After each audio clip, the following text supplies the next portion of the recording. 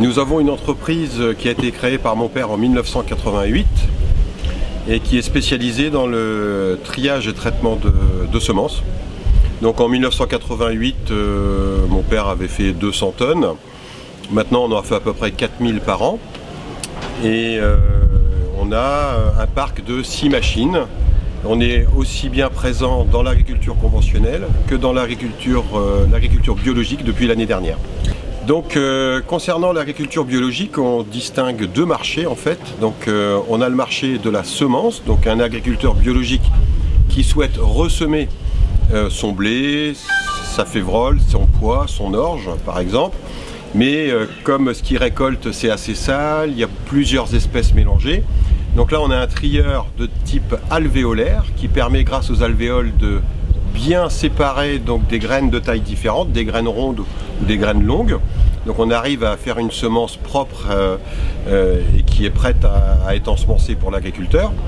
Et en plus on peut additionner un biostimulant donc pour activer et améliorer le développement racinaire de la plante.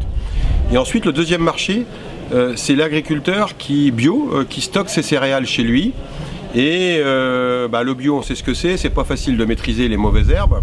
Donc le tas peut être sale, ça peut chauffer, il peut y avoir de la verdure.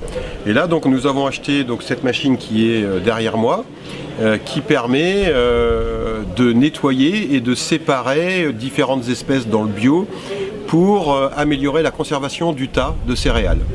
Nous, ce qu'on constate, c'est que aujourd'hui, le bio reste, c'est seulement 10% de nos volumes, donc ça reste quelque chose d'anecdotique, mais on constate une progression d'à peu près 10-15%, c'est ce qu'on pense, par an, et va arriver un nouveau métier aussi qui est l'agriculture de conservation, donc c'est-à-dire tout ce qui est semis, ça reste en conventionnel, mais les semis sous couvert, ou alors semer du colza avec des plants de compagne ou des choses comme ça, où là les agriculteurs utilisent des métailles, donc c'est des mélanges de céréales et protéagineux comme couvert, et là on est capable de nettoyer leurs métailles aussi. Donc ça c'est encore un nouveau métier qui arrive, et donc on essaie de s'adapter à la nouvelle demande de l'agriculture d'aujourd'hui.